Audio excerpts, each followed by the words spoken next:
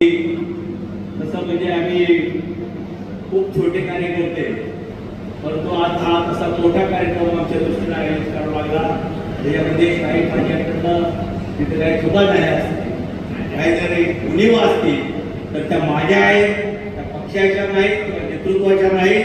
जो काय आमची काय आपल्या अडचण झाली असेल ती माझ्यामुळे झाली असं समजावं आणि आपण सर्वजण तिथं आलात त्याबद्दल मी सर्वांचं मनापासून स्वागत करतो. साखरेचे भाव देत होते.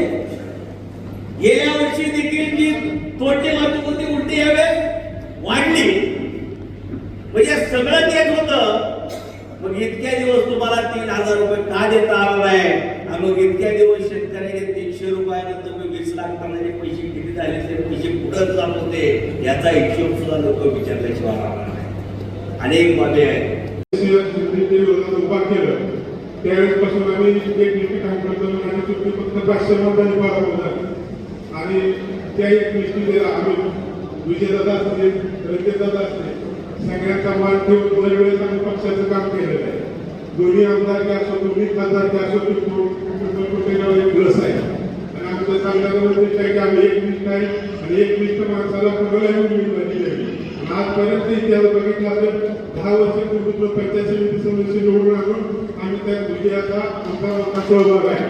आणि दोन्ही खासदार असो रणजित सिंह असते त्यावेळी रणजित दादांनी सांगण्यावरून 36 गावांच्या कोणतेच गाव प्लस निघालं आणि त्याच्यानंतर खासदार केला धैर्यशील मध्यपेठला असताना सुद्धा गाव आमचा प्लस निघालेला आहे. आणि आमदार केला सुद्धा विचार केला तर आमदार केला 36 गावात फक्त पिंपळकुंटे मीटर गावाचे नारायणाला प्लस झालेला आहे. सांगायचा उद्देश आहे की प्रत्येक वेळेस आम्ही एकनिष्ठ आहोत आणि प्रत्येक वेळेस वोटिंग मधून मी दाखवून दिलेलं आहे किंवा आमच्या भागाच्या लोकांनी दाखवून दिलेलं आहे. त्याच्यामुळं एकनिष्ठ माणसाला उमेदवारी द्यावी आणि ज्या जसं मी दोन वेळा पंचायत समिती सदस्य निवडून आणला आज सुद्धा करायचं तरी दोघं पंचायत समितीचा उमेदवार 100% निवडून देईल. माझं काही जरी झालं चालेल पण पंचायत समितीचा निवडून देईल आणि जी खासदार साहेब आमदार साहेब उमेदवार देतील ते उमेदवार मी निवडून आणण्याचा प्रयत्न करीन. जय जय महाराज. वरिष्ठ आणि ज्येष्ठ नागरिकांना माझं वंदन. मी पल्लवी सूर्यकांत पाटील पांडुरंग पाटील यांची नातसून असून माझं शिक्षण एमएससी बायोटेक्नॉलॉजी झालेलं आहे आणि BLLB माझं PhD आता कंप्लीट होत आहे. तर मी या ठिकाणी याच्यासाठी उभी आहे की महिलांचा सन्मान, महिलांचा हक्क आणि संविधानाचं रक्षण या ठिकाणी सगळ्यांना म्हणजे या सगळ्या गोष्टींचा विचार नक्कीच व्हायला पाहिजे. महिलांचं आरक्षण जे आहे ते फक्त नावापुरतं न राहता ज्या महिला सक्षम आहेत त्या महिलांचा नक्कीच विचार इथे व्हायला पाहिजे. ही माझी सगळ्यांना नम्र विनंती आहे. आणि जिल्हा परिषदेसाठी खरंच बरेच इच्छुक आहेत, ग्रामपंचायतसाठी सुद्धा बरेचसे इच्छुक आहेत आणि या सर्वांची शरदचंद्रजी पवार गट राष्ट्रवादी काँग्रेसकडून मागणी खूप जास्त प्रमाणात आहे. ही खरंच अभिमानास्पद गोष्ट आहे राष्ट्रवादी काँग्रेससाठी.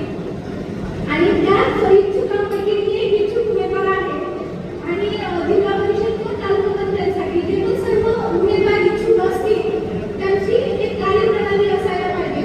सर्वांनी विकासात्मक धोरण अवलंबलं पाहिजे. विकासात्मक धोरण म्हणजे काय, महिलांचं सक्षमीकरण असेल, महिलांचं सबलीकरण असेल, विद्यार्थ्यांचं उच्च शिक्षण असेल, विद्यार्थ्यांचं आरोग्य असेल किंवा शेतकऱ्यांच्या सर्व गरजा पूर्ण होणं गरजेचं आहे, त्यांचं उत्पादन वाढणं गरजेचं आहे. हे सगळ्या गोष्टी म्हणजे बऱ्याचशा गोष्टी याच्यामध्ये आहेत. आरोग्याच्या गोष्टी आहेत.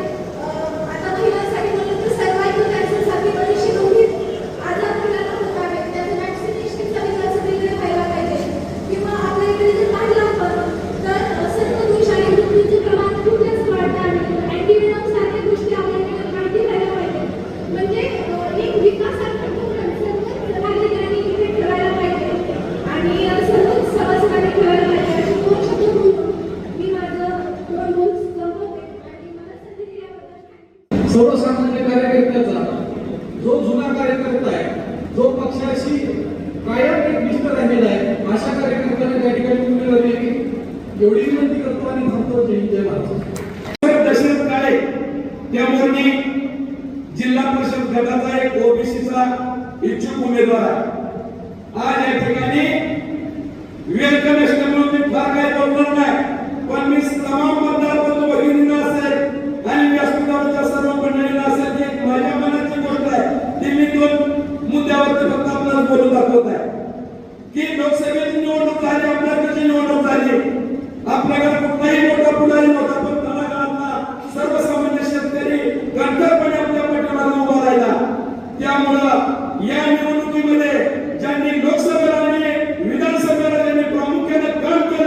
याच्या व्यतिरिक्त दुसरं कोणालाही तिकीट देऊ नका.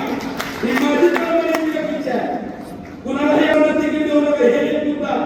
दुसरा मुद्दा लढत असताना ज्या ज्या मतदारसंघामध्ये, ज्या त्या गणामध्ये, गटामध्ये ज्या त्या प्रमाणात आरक्षण पडलेलं आहे त्या ठिकाणी मतदान डिवायडेशन होण्यासाठी प्रत्येकाने ज्या त्या समाजाच्या उमेदवार तिथं द्या. जनरल असेल तर जनरल द्या. ओबीसी मध्ये आपला पगड जाते दावा. धनगर आहे, माळी आहे, वाणी आहे, रामोशी अनेक माणसं आहेत. पण जिथे जिथं जो तो समाज असेल त्या त्या समाजाकडून त्या त्या समाजाचा उमेदवार द्या. त्याच्यामुळे मतदारांना धोका पोचणार नाही. ही बाब एक लक्षात घ्या.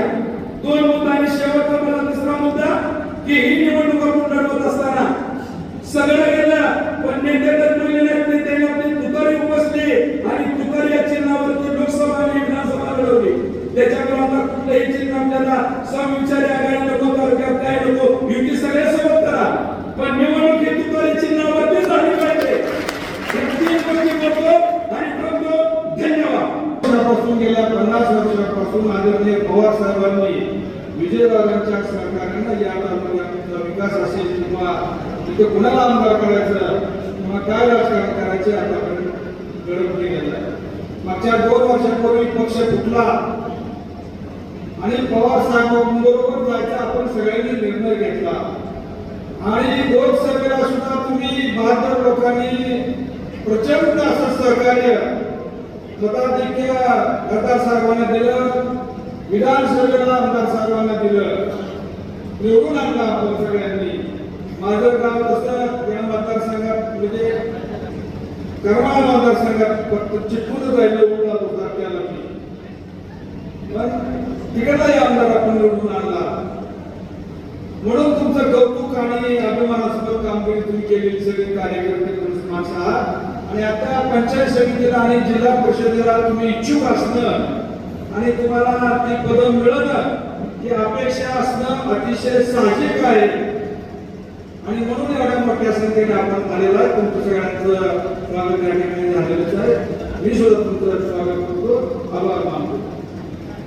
जास्त बोलणार नाही. 2-3 गोष्टी सांगतो.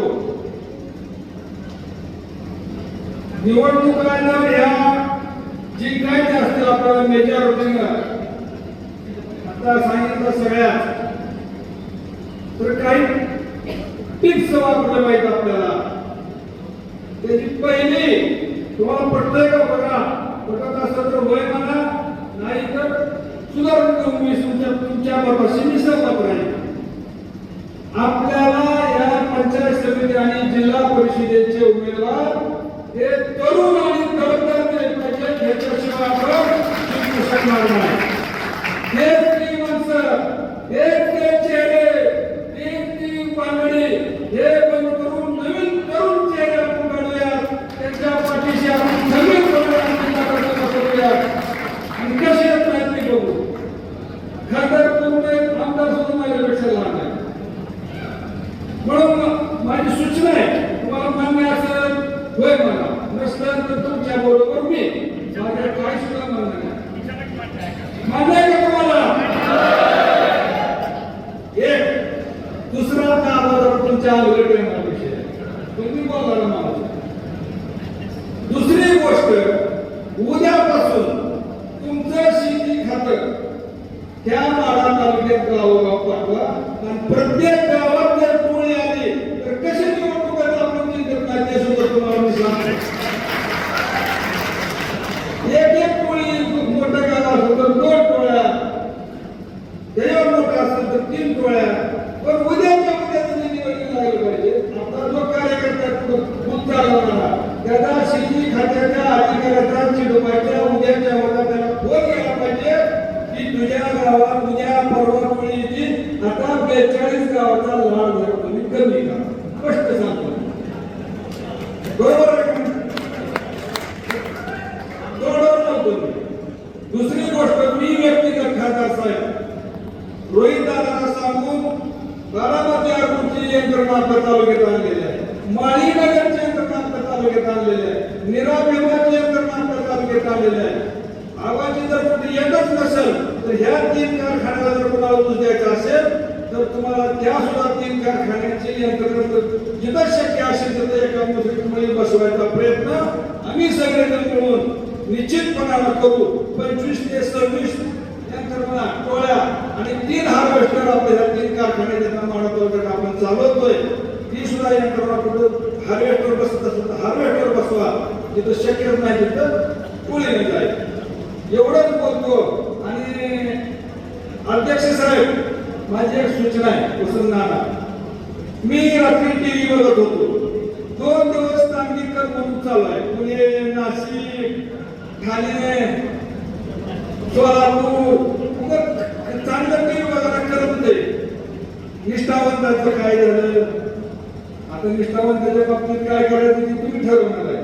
कारण मूळ निष्ठावंत कोण आहे, नंतर कोण आले, त्याच्यानंतर कोण आले, आता उद्या कोण येणार आहे, त्याच्यामध्ये भांडवल मी पडणार नाही, ते सगळ्यालाच माहित आहे. त्यामुळे निष्ठावंताचा करायला काय लावायचं ते सगळे मिळून लावूयात आपण. पण रात्री एक भयानक गोष्ट घडली, मी बघितली.